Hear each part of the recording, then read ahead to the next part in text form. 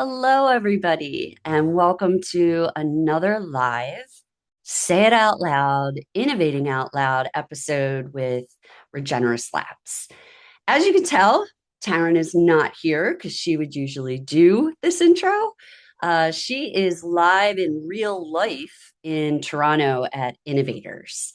So if you're in the Toronto area, get over there, catch her and Leo Chan, our last guest, or the guest before the last guest. And but today I am super pleased to welcome Larry Robertson. He is an innovation advisor, a strategic consultant of he's founded Lighthouse decades ago, which is amazing among itself, but he's also a four-time author and award-winning author. And most importantly, he's one of my favorite collaborative partners and somebody that at least once a month I get on the phone and we say it ugly for hours about various topics. But today, Larry and I are going to question questions. And it's part in response to his new book, which you can see behind him is Great Question: The Art of the Ask and Getting More of What You Really Want. But also, as we were preparing for this session, we realized we take it for granted that questions are the foundation of innovation and great questions lead to better innovation. And we said, well, let's challenge our own assumptions. So, with that, I will give it to Larry to give a little more color about his background and his initial thoughts on questioning questions. Thank you, Joanne. It is so fun to be here and to feel like we have an added group to our monthly sessions. There's a part of me that always wants to do it more than one time a month, but we get so much in our brains out of that one time. I almost need the month to sort it out. True. Um, I'll give you 2 points of background that I think could launch us into an interesting conversation today. So the first one is that this newest book is really a build out of the others that are behind me too. And the focus of each of the first three in order was entrepreneurship, creativity, and leadership, but specifically leadership in uncertainty. And so as an advisor, as a practitioner, as a researcher, and as a writer, I kept seeing in each of those topics how critical great questioning was to the successful entrepreneur who makes a lasting impact, not just the one that turns the corner, but has a lasting impact, or to the creative that actually creates tangible value that others can enjoy, or the leader who's dealing with the uncertainty that leads me to call this time we're living in the new abnormal because it's a constant and it's a constant changing form of uncertainty. This book took a step further to say, okay, but is there something larger about questions that contributes to all of those topics and others? Can I get out of questions and not be bound to specific applications? That's really what the origin was for this book. It was a book I tried to talk myself out of. And one was I the remember. exhaustion of the last book. But the other thing was, I just assumed there were already a lot of books about questions out there, research papers, and so on. There are a lot of things out there with the word question on them, but there really is very little out there that looks at questions in the larger sense. And that really leads me to the other thing that I think is an interesting beginning here. You wrote in promoting this conversation that we're having that great questions are at the foundation of all innovation. I agree. I would add 2 words and say great questions are the foundation of all effective and impactful innovation. Yeah. Because innovation can happen in other ways. It just doesn't tend to be very lasting or very innovative, is the way I would think of it. But I think there's a substrate that we forget about, and that is we are a questioning species in the sense that we not only use questions for our survival, even before we acquire language, but we use it to look forward into the future, into a future that doesn't exist, a future we might make out of things that don't even exist right now. And we're able to do that because we're built for questions. Our brains are built for questions. And when I talk to more than 13 neuroscientists. There are some who just kind of dabble on the edges. There are 13 who do it officially. They came to similar conclusions. And the one is that I think is really important here is that your brain is at its best when it's solving, but better still when it's doing that in unstable conditions, change, complexity, uncertainty. It can be outward change, complexity, and uncertainty, or what we generate when we try to innovate something new. We cause it and create this complexity. Our brains are at their best when they're in near constant motion, when they're unrestricted, when they're in discovery mode, seeking to create, thinking, not simply retrieving files. Yeah. And one of the people that I interviewed and spoke with at length was Sandy Chapman, who is a neuroscientist. She's also the founder of the Brain Health Center in Dallas, Texas. And she calls this interaction in our brain when we put a question there going into innovation mode. And it Oh, is simply allowing your brain to think in those conditions when it's at its best. So not only are questions at the root of all effective and impactful innovation, they're at the root of who we are and our way to tap the best within us. oh, that's wild. But I find myself with a question. Ah, What do we perfect. mean by best?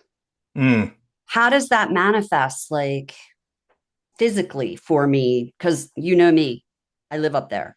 sure. But what does it mean to be the best environment for us? Ah, well, see, we're doing this wonderful shift again, right? Because first we can talk about best, but then you added to that environment. Yeah. And I think that really the environment almost answers the question of best better than saying what's best. Best is a moving target. Best is Yeah. an evolution. Best is an accumulation. Best is sometimes an editing out of what we think we know and thought we thought was the best for something new. And importantly, best is a collective process.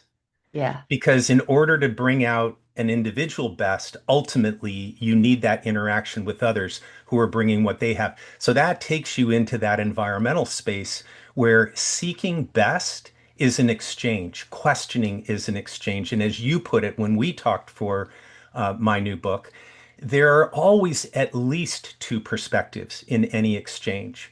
Mhm. So when you're individual and you're seeking your best, or when you're on your own and you're asking your own questions and not engaging with others, it's not that that's bad or doesn't have value. Yeah. But it's ultimately one perspective. As soon as you engage with others, as soon as your environment is one where everyone is allowed to question, I think then that's where you're moving further and further down the road to what your fullest potential is. And that's where I would put best in Fullest quotes. fullest potential. Yeah. Because immediately I was like, questioning is great when I'm up and active and doing and trying to figure something out. It Yeah. really is awful when I'm trying to fall asleep. Yes. And I want my brain to just stop. If you figure that out, will you let me know? Yeah, I know. But you brought up something. It's interesting. I don't know if you've noticed, but data centers are a big topic of Hmm. conversation Yeah, I've heard that today. recently. Yeah, yeah. And my old job at Microsoft was the data center of the future. Yep. And I've written a bunch of pieces. And two things I kind of want to tap into what you just said. Um, Everybody being allowed to question. I shared a piece not too long ago about intentional discovery, which is what I call the start of innovation, where Hmm. you purposefully step back and ask questions from every angle you can possibly get access to, Yes. right?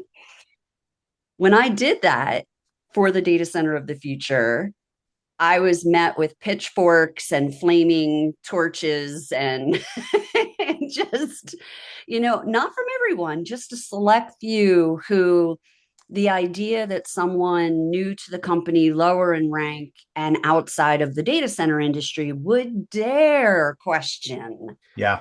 what we're doing. And I had to keep reminding them, I'm like, you literally hired me to imagine the data center of the future. The only way I could do that is to get smart and ask a lot of questions. Sure. But the interesting thing to put a bookend on it is all of those questions led myself and my team to when we converged and synthesized into the data center of the future, we came up with something that didn't look like a data center, didn't sound like a data center, wasn't manufactured like one, had a completely different environment created around it and value proposition between the data center and the community and nature. Yeah. Yeah. And now today I get these emails, unsolicited emails from people from back then that are like, I didn't really appreciate what you all were doing back then, but now it seems so prescient. Sure. And so for me, I'm like, that's not brilliance or magic. It was a bunch of us with different disciplines asking a lot of questions of each other and a lot of other people. Yeah. So for me, I get it. And I want to like, great questions are the foundation of innovation. But why do we get that not everybody has permission? And how do we start shifting that so that more people can show up on Monday and ask questions? Yeah, so gosh, many thoughts are burning in my head from what you just said. Let me give you two that I think go to that. So one is I'm going to tell you exactly what you can do. This is a practice that I learned from a woman by the name of Deb Meyer. And Deb Meyer is an education consultant, but also an education revolutionary. What does that mean? It means that when schools are broken, she is one of the most renowned people for coming in and saying, okay, let's figure out how to fix it. When a Oh, new cool. idea for developing a school, on a model that hasn't existed before comes along, that's Deb's zone too. Deb has a practice that she uses individually, right? So we can't always get a group to go with us right away, but she uses it individually. She also asks that her teams, that her communities, her cultures within the schools she works use it as well on a daily basis, including the new hires, including the people, way down the line that we don't think get to make the decisions and so on. And not surprisingly, it's about asking five questions. She calls it the five habits of the mind. And the first is, how do we know what we know? So it's just looking at your assumptions. It's not asking you to change anything. How do we know that? Do the things that we knew that built up to those assumptions still apply? Yeah. Have some of them gone cold? Are they somewhere in the middle where maybe there's a twist? The assumption is still there, but it has a different meaning now. Are there new things? The second question is there a pattern? So I'm seeing these anomalies that might cause me to question what I know or don't know. But until it starts to add up to something, up to a pattern, to put it in her simpler term, it's just something worth watching, worth rather than something worth ruminating on and creating around, which leads to the third question. What if? Now that we've talked about how we know what we know, now that we've looked at the patterns we're seeing, which can be threatening or they can be opportunistic or whatever they might be, what if and you're moving towards creation, solution, but only in the idea form, which brings you Yeah. to this fourth habit of the mind, which is there another way? Yeah. Because there's always another way. And the idea is to keep that questioning and that creation open, even as you move towards an end. And the fifth habit brings me right back to one of the things I know you emphasize. The fifth question is who cares? Because if Yeah. you don't know who cares, then it's really hard not only to define the value you're creating, but to have it land. So all of this Yeah. is just an exercise in saying what's around us, what's in this space, and can we get more than one perspective? Remember, I said she doesn't just do it individually, she does it in groups and teams and whole organizations. It's just to tap into that. And it reminds me of the second thing that was resonating in my head. One of your partners in the labs, Terry Sun, said this to me. A question is just going there. That's it. Yeah. It is not about having to make a change or a decision. Might it ultimately lead to that? Sure, but that change will be an accumulation of many questions and many ideas. But with any individual question, you're just going there to confirm, to see new things, to see new possibilities. Very cool. I like the stack of that five habits of mind Yep. because it's real easy to forget that there's more questions. Like, we're a very introspective species. And so we end up asking why a lot. And Simon Sinek didn't help us. Everybody caught on. It's a very catchy phrase. And it's great for marketing if that's the space you're in, start with Yeah, why. But yeah, for most other applications, starting with why is a rabbit hole you'll never get out of. for sure. So, starting with what do I think I know and how do I know it? And two of the most powerful questions in innovation are what if and how might, right? Mm-hmm. And and the reason they're so powerful is because they have no consequence. We're not saying let's do this thing. We're saying what if we did this thing? That's right. What happens? If that's true, then what? Yep. Right. And it snowballs. And when you take that, we talked about, I just did a workshop with a group of 30 middle senior managers at a big tech company. And we were exploring their strategic objectives and trying to get to the why does this matter? Who cares Sure. part. And the only question I told them they couldn't ask was why. I was like, because that'll stop the questioning as soon as you start with why. Um, so that's really, I love the stacking of it. And And on that last point, Joanne, Angus Fletcher echoes that in Primal Intelligence, saying all the other questions, all the typical questions we know, the who, what, when, where, and so on, are really important. They're also the kind of questions that don't really have an end or a conclusion to them, right? So we yeah, often think of why as something that it's tough to settle on something and know exactly why, but that's exactly what we try to do. And right. so if we allow ourselves to ask why too soon or too often, we shut down all those other questions. We don't do it knowingly, but we Yeah. shut it down. If we're focused instead on, not only the other questions, but who they apply to, Oh, excuse me, yes. including who they apply to among the innovators, among the innovation team, among the organization that they're doing that innovating with, all of a sudden this magic starts to come forth. Things like decentering, which Yeah. your co-author Dean talks about a lot, this conscious breaking down of existing connections to make sure they're clear or right or still, where they should be to take advantage of the opportunity. The questions are litmus tests over and over again about not just the whole idea, but sometimes just components of the idea. And it's the very space in which you make the new connections and have the accumulation of smaller ideas that lead into bigger ones. So, it's interesting because you could stop at that fear of letting people ask, of inviting them to ask, and you would never make your way down, not only to the other questions that you ask or that Deb Meyer asks or so on, but to the gold, to the riches that come with decentering, these litmus tests, these new connections, and so on.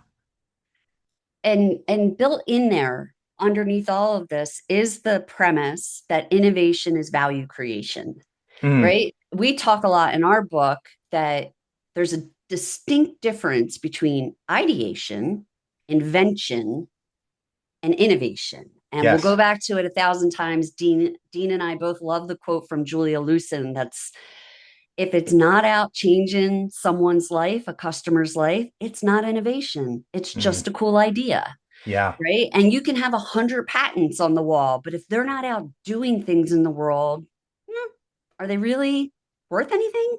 for Right. sure. So, And that quote, I gotta jump in on that quote. Changing their lives expands the possibilities of what the definition of value is. yes. So, and the greatest value that comes from any innovation tends to be a combination of different forms of value. So it's easy to go very quickly to what's the financial reward of this. I'm thinking Right. when you put your data center idea forward for the first time and it was so dramatically different, means that it was also different from the pricing model, from the business model behind it, from the how much are we going to make model. And, that can be a little unnerving, but the real value starts with something greater. And then, of course, it includes those other forms. So I Yeah. love the changing life because it says, okay, are we really changing life or we're just making a new buck? Because if we're Right. making a new buck is not a problem unless it's not lasting. and unless right? it doesn't create that reinforcing value. Or if it doesn't create value for someone that's critical for the success of your new way of making the buck, For right? sure. And that's what we're seeing in the data center world that everybody's emailing me about. They're just like, oh God, when you started this back in 2020, we were like, the communities, they don't really matter. Like we give them tax, we give them revenue, tax revenue, we give them, tech training and free Wi-Fi. They're happy.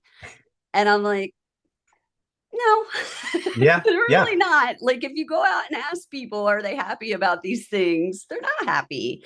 And right. they're not feeling what you're bringing. Like, what they feel is a building the size of an aircraft carrier Mm, where their forest used to be that hums all day and night and has lights that drive away the birds and has concrete instead of grass. And I'm like, that's what they experience. And I'm like, but it doesn't have to be that way. And yeah. to your point, where we landed really was before we designed anything, we asked a different question. Mm, we so everything in the data center world is how do we get permitted to build a data center? By the time we were done our exploration, we flipped it and we said, what if people were asking us to build a data center? wow. Yeah. Totally different Cannot perspective. cannot solve it the same way with that being the guiding question. For sure. And you're just going there, Yeah, we're just going right? there. Nobody said you're going to do it that way, but what might you find if you go there? And there's always this other side of the coin when it comes to questions that we know is there and we kind of nod, but we undervalue it, and that's listening.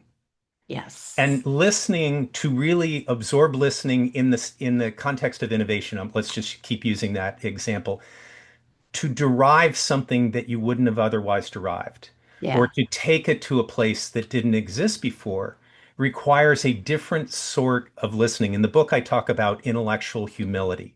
And Mm. the simple definition of intellectual humility, people only take the first part, that they have to listen well because what they know might be short of all the knowledge that's out there. Actually, the real Yeah. definition of intellectual humility suggests that you also need to be prepared that you might be wrong Yep. and that because you don't know it all and you might be wrong, at least in a certain context, you might have to change.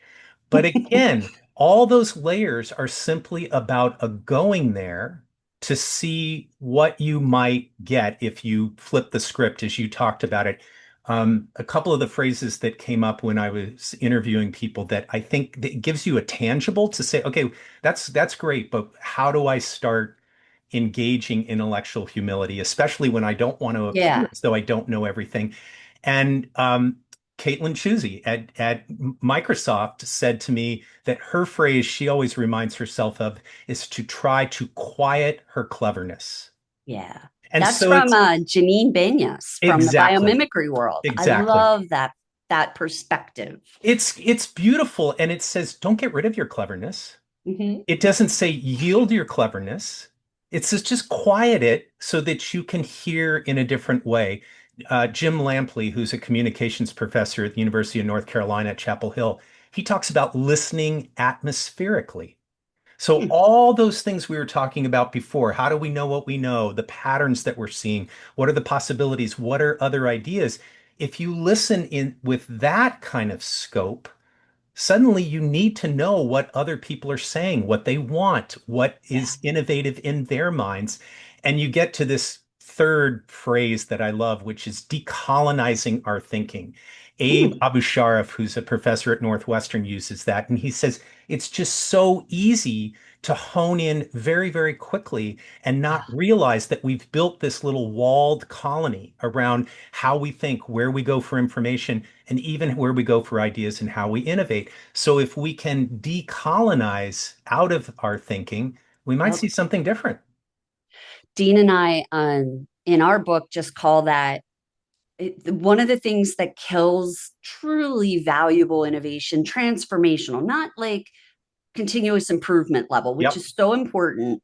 But when you're really trying to prepare for the future or disrupt a market or something, we have a habit of converging too soon. It's very Yes. uncomfortable.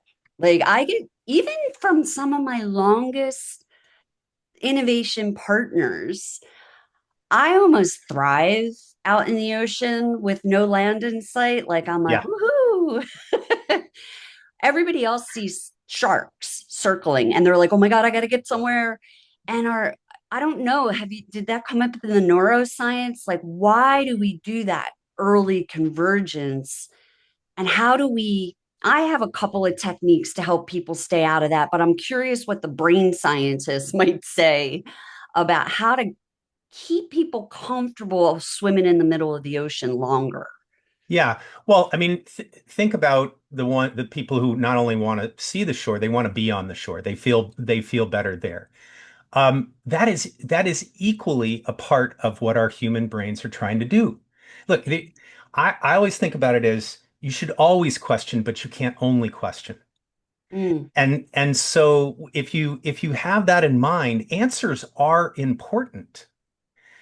We can argue for more than 45 minutes about, which is more important in an answer or a question. And I certainly have a bias to that.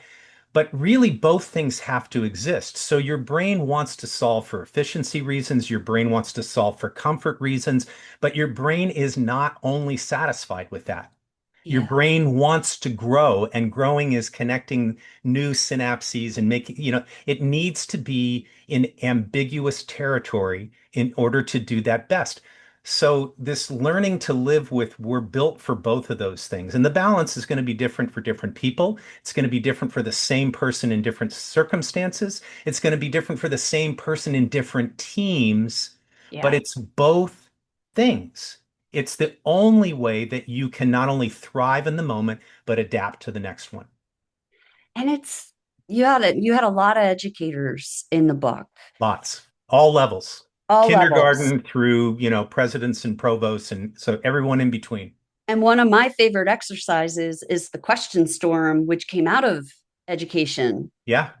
innovation. And it what you just said, it's full circle back to the what is best.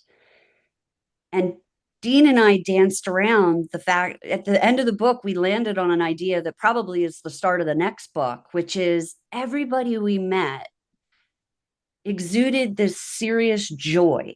Mm, Their work was serious and difficult, and they were under pressure. They're in this Microsoft environment of 14-hour days and blah, blah, blah. But they were genuinely joyful about the challenge and the work and what they yes. produce and how they've contributed to the world. And we felt like that was the greatest takeaway. And I think what I'm hearing you say is that's the the physical manifestation of best is too often we only go for the sure, for the answer, for the comfort, or we're pushed there. Yes. But Yes. these people, dozens and dozens of people throughout Microsoft history demonstrate there's the joy comes from going back and forth between these modes and learning how to do it repeatedly without burning out or getting exhausted or going broke. I always joke in the entrepreneurial world, to your point, you can't only question because then you don't pay your mortgage. That's right. Well, and think about this. So there's a really interesting role. I mean, we're talking about something that individuals need to think about, teams need to think about, but cultures need to think about this too. Yeah. So a culture can enable that going back between the joy and the trepidations that often precede joy or lead to the next joy or whatever. A culture can help to support that dynamic or to make it feel like, you just want to get to the joy moment and then stay there because you don't want to be a target either. But Mm, it's fascinating because I saw across the teams that you all interviewed for your book and the stories that you told that even in an organization that had a very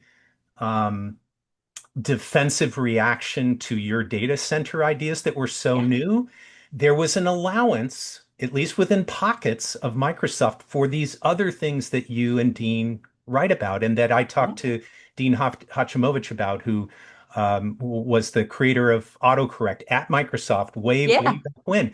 And he said it was all about the team that he was in. It was all Yeah. about the allowance that his manager gave him.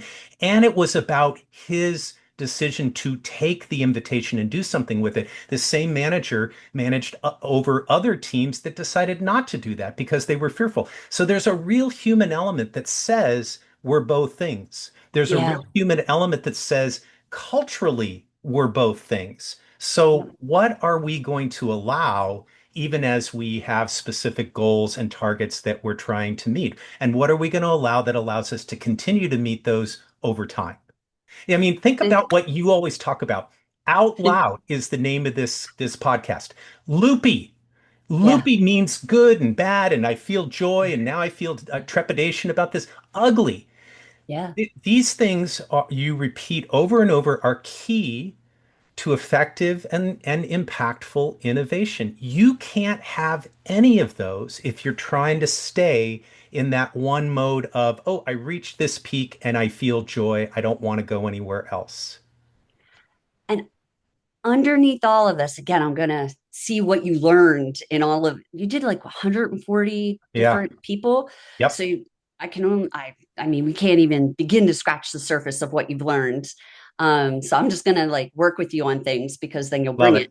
Yeah. Um, but underneath all of that, the ability to say it ugly, the ability to think out loud, to innovate out loud, all of those things, our our collaborative partner Dan Greenwald and Terry Sun will say it starts with trust, Mm, high trust, right? So for the people in my team at Microsoft that I was the lead, so I was given air cover, yeah. they had absolute open terrain to go and question and explore, and all the arrows were shot at me, Hmm.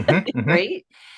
Because I established that trust with them. But what we didn't have was trust from certain individuals above, Yeah. despite our best efforts. And I wonder how trust came up in the questioning process and disciplines that you learned. And what did you learn about it? This is going to sound like maybe not the thrilling conclusion, but I think the most important one. Trust was addressed very directly. And what it always came back to was the starting point of trust in yourself.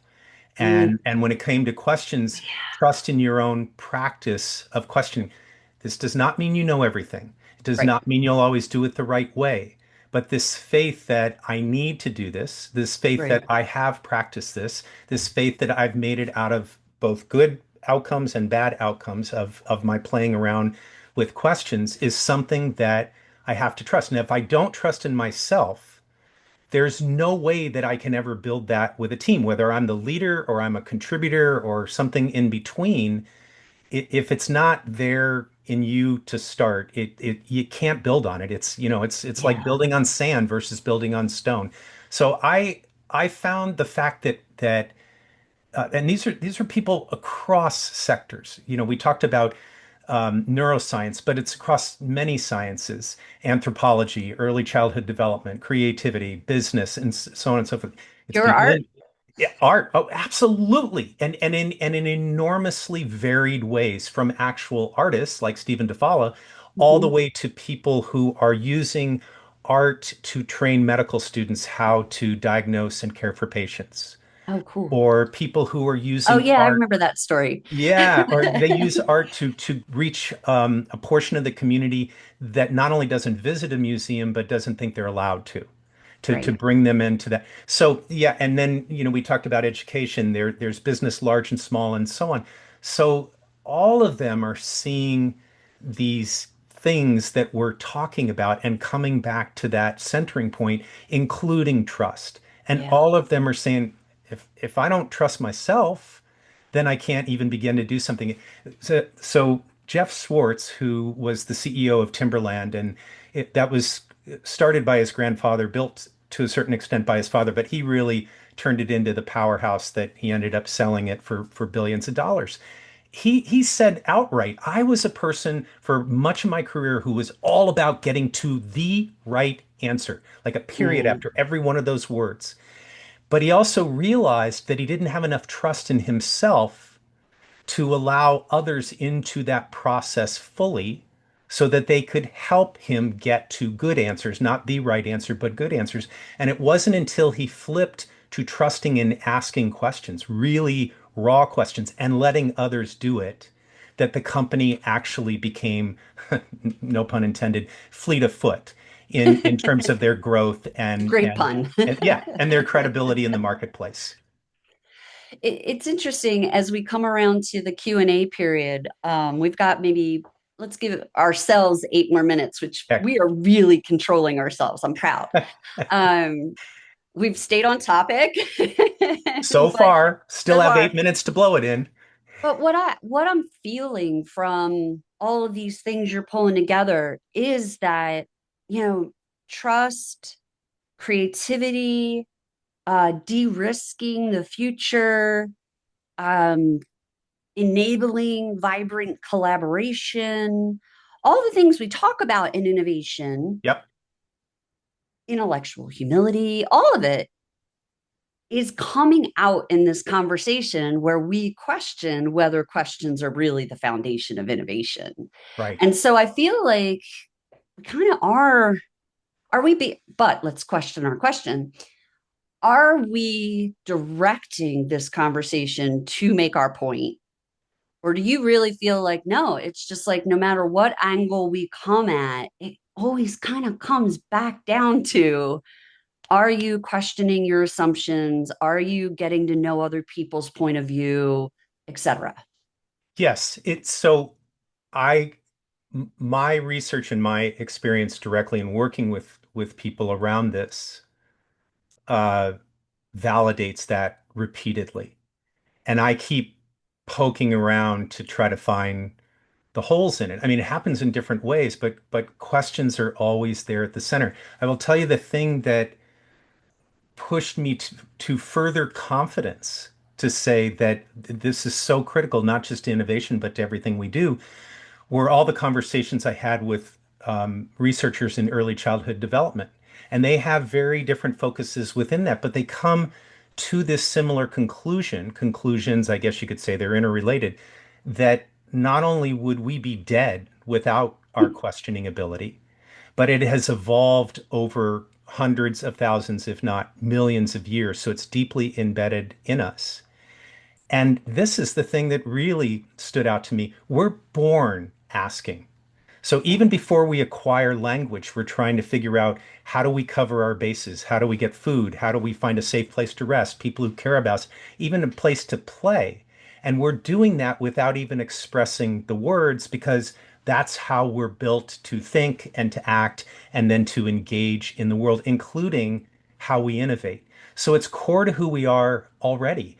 Why Yeah. wouldn't it be part of what we're talking about now? It's not like you can make it go away. You can cover it up due to a lack of practice, but it never leaves you. Yeah. No, and as you're sharing all these lessons from this 140 person diverse perspective, I'm hearing Annie Duke in my mind saying thinking in bets. And I'm hearing Michael Gervais in my mind talking about athletes and performance and how they move through the world.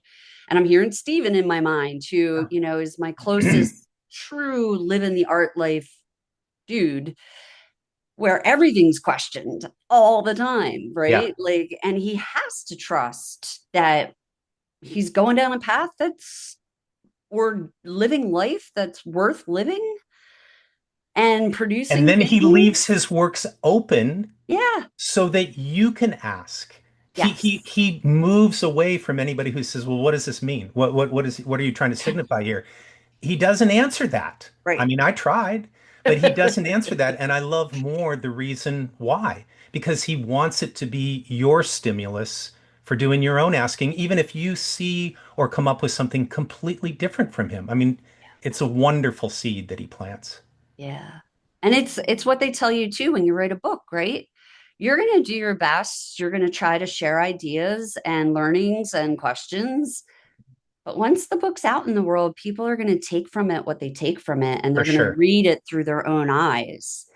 And as we got 4 minutes, and then Ethan's going to send us some questions from our audience. You brought up tangentially brought up biomimicry earlier. And one Yes. of the things I learned from the biomimics was you cannot change behavior, you can only change context. Mm, And so if you change the context people live in or work in or play in, you can create an environment or a context that builds the ability and the confidence to question. yes. And I'm just wondering, back to the practical nature of this show, what can people do no matter where they're at, in what context they're in already, to change the context such that they build their questioning habit and the people around them do as well? So I'll give you the quick answers to that. The first one is start it individually. You don't have to change the whole group or the whole world overnight, and you're better when you trust yourself with your ability to play around with questions. The second thing is the book, not to promote the book, but the book is loaded what I call dips in the toolkit. Yeah. So there's a whole toolkit online in addition to the book that are ways to start to play around with how to ask and to dip into different elements of the art of the ask. And there are five of those. So I push that there. I always hesitate to say, oh, here's a question you should ask. Yeah. But I love this particular question because I always get a different result from it every time I ask myself. And that is the question of what do you already know that you will realize soon? Because I Ooh. think sometimes what keeps us from engaging in a new habit like questioning, what keeps us from bringing that to a team that we're working with that's supposed to deliver results, is that we haven't quieted our own cleverness. And Mm-hmm. so we don't have a deep of enough understanding of what we already know, including knowing what we don't know. So Mm. that question to me is almost like that, God, I'm looking everywhere for the answer, and here it is. It I might already be in know it, me. but I haven't gotten to the realize soon. Yeah. Oh, that's a good one. I'm going to sit with that one. I think that's part of it too. I want to double down on your trust yourself. Mm, When I'm forming a team and teaching them some of these habits or trying to establish these norms for us, I get a lot of eye rolls, but I always say trust the yeah, process works. Like if you yeah, work the process works. And I have, the data center of the future from 3 years ago is once again evidencing if you trust the process works, right? yeah. We asked more questions than we gave answers, and we swam, but it took time for everyone to feel like they weren't going to drown, Hmm, right? hmm. And I had to keep reassuring people like, nope, I got you. If I see you treading water, I'll help you. Um, so I do. I've never thought of it that way, but it is an internal trust of we'll figure it out. Like Yes, yes. we will get to shore, but it'll be the one we actually probably want to be on. And if it's not, we'll swim back out and go to the next one, Yeah. you know? It's interesting too, because I think, and I know we're moving towards the question time, but when we have these discussions around asking and whether or not to do it, I'm going to put it as starkly as that. It's this vacillation between fear Yes. and what we want in terms of a promised outcome. Yeah. Those are not the things that we should trust because we don't know what those are going to look like. But there are some basic features within each of us that we can trust. There are three of them: curiosity, Mm-hmm. play, Mm-hmm. and search. We are Hmm. always a species in search. We are a species that doesn't always want to move forward, but always wants to wonder about what is forward of us. And so individually playing with those things I have seen elicits the kind of questions that you say, God, I don't even know what to ask. And instead, if you just allow yourself to be curious, think about what a question burst is. It's about getting as many questions out there as you can, not answering them. Right. That's simply about moving into your curiosity. It's a playful exercise because you don't have to have a specific outcome. It's not come up with five or 25. It's just come up with questions, right? Yeah. But you're moving yourself in a different direction to begin a search for eventually coming around to the answers you hope for that you don't even know yet. So those are things that I think you can control individually, and it leads to building more trust in yourself and then among others. You just triggered a memory from my workshop where one of the strategies was brand development. And we were doing the question storm or question burst. And we did one round, get them warmed up, get all the get all the obvious questions out, right? And then for the second round, I was like, all right, now we're going to get weird. The goal is just the weirder the better. Like we're going to celebrate the weirdest question. And by the end of it, the weirdest question out of this one team that was talking brand was, what does our company smell like? And Wow. everybody was like, ah. Wow. That is And on the I was like, weird side. see that feeling that you have right there? That, ah. Yeah. That, like, I'm not saying that's the right question to ask. It's not about that. It's about you just went somewhere you've never gone before. Oh, I love the way you said that. It's not that question. No, It's allowing yourself to move into that space that you've never gone before. It's allowing yourself, when talking about data centers, to say, what if a community invited us? What would that take? yes, Right? It's a question like, what do you already know that you'll realize soon? I mean, it isn't the question, and that's the thing that drives me nuts. Anybody can do this. Just focus on the zone you're trying to get to. Weird is a zone. It doesn't tell you yeah, how to get there or what the definition of weird is. It's you just know it. When you see weird, you know weird. you Go there. feel it. You're just Yeah, like, ooh. exactly. Everybody clapped, by the way. Everybody was like, oh, that is so weird. So, Joanne, as we're taking inbound questions here and answering those, I would love for you to describe what was it. So in this workshop, you are working with people who are trying to, as I understand it, figure out how to innovate better, strategize better around innovation, and so on. What did you want them to walk away with from this experience? Like, what would they be taking with them that they could apply on Monday morning? Because I think it's really relevant. It's like we're talking conceptually about a lot of things here. I'm giving Yeah. specific examples. You were working with people that you were saying, you're going to go do this. So, what Yeah. did you want them to walk away with? So the goal of the workshop was to help give them tools to execute on strategies they did not create. So they Ah, were inheriting something from corporate yeah. and they got to own it and they got to show their manager or their boss that they own it while Okay. also being confident enough to help their people deliver it. But, there's a whole bunch of assumptions and unknowns built into that. Sure. And so we did three different versions of questioning Okay. exercises So you that did the question bursts. What we else? did a question burst. We did a persona building exercise to explore what do we think we know about the people we need to succeed Mm, and try to uncover the holes in our own understanding of what motivates these key stakeholders. yeah. And then we did a premortem, which is the flip of how we usually do planning, which is we're here. How do we get there? The Hmm. premortem does two things. It flips. We go, we're there, but we failed. Okay. Get backwards from that failure.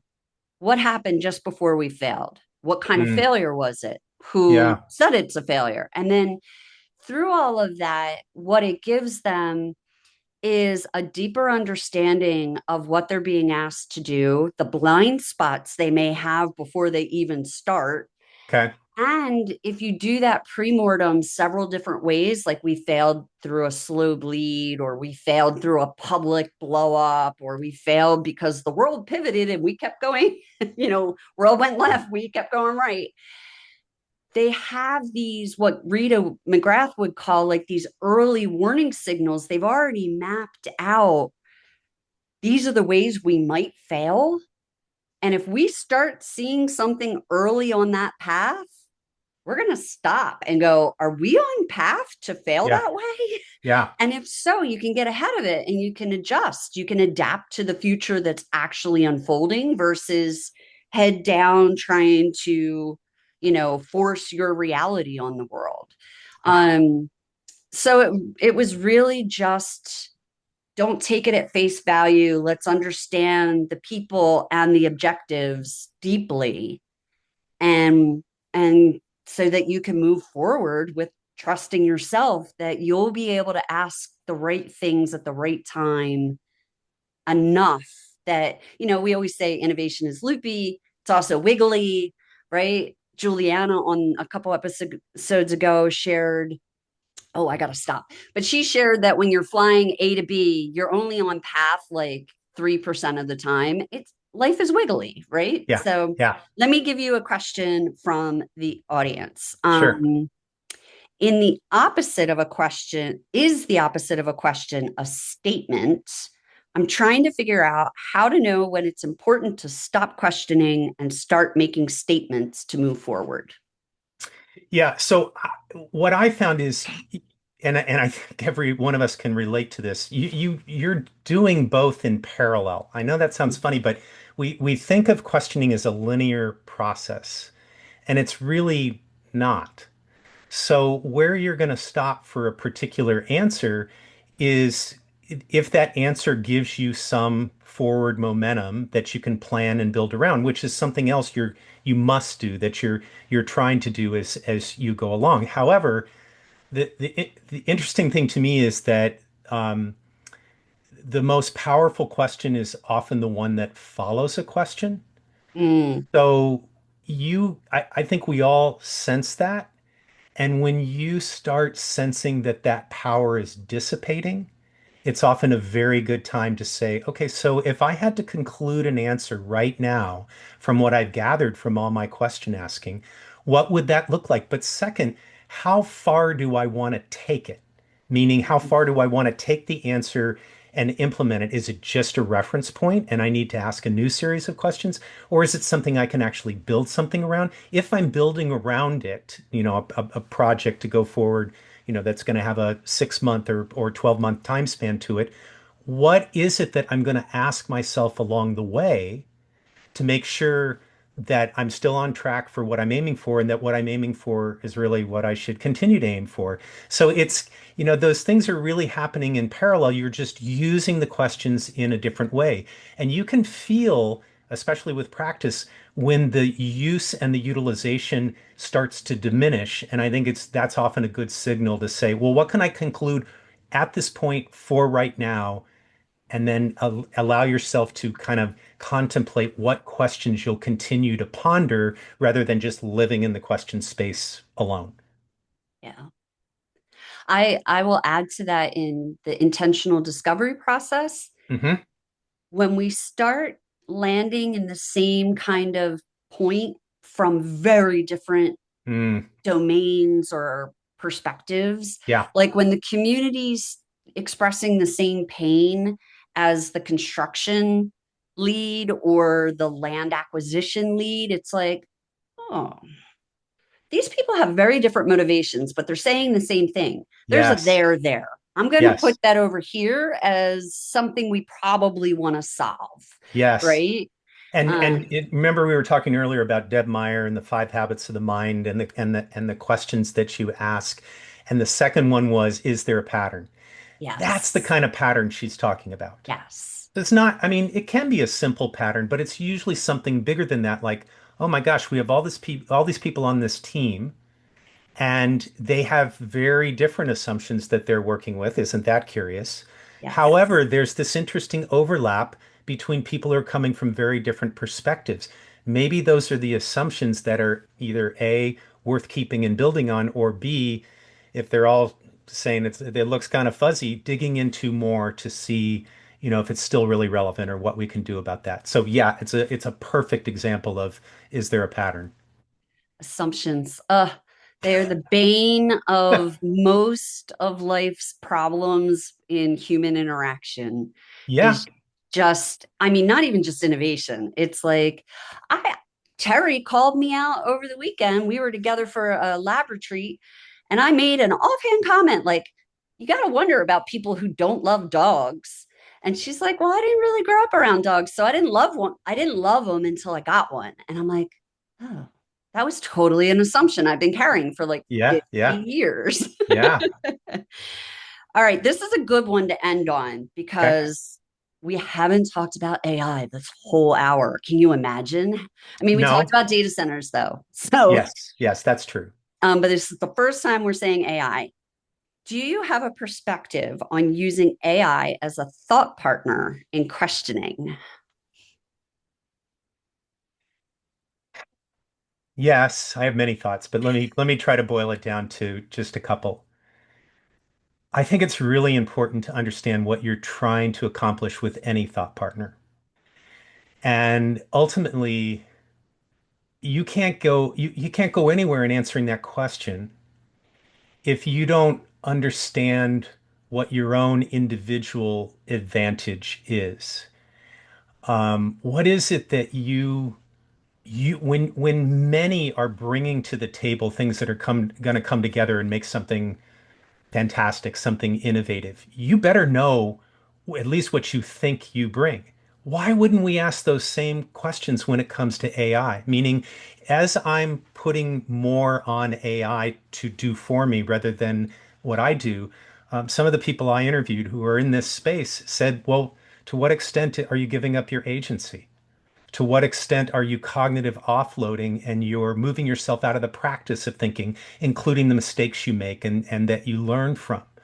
So I think that that's the way to answer that question is to understand who you are and what your role is and how AI can be a thought partner in that context, rather than assuming, oh my gosh, AI is a great thought partner and it belongs everywhere, which just flat out isn't true. It can be incredibly valuable. It can also be really detrimental if it's undermining the you side of it.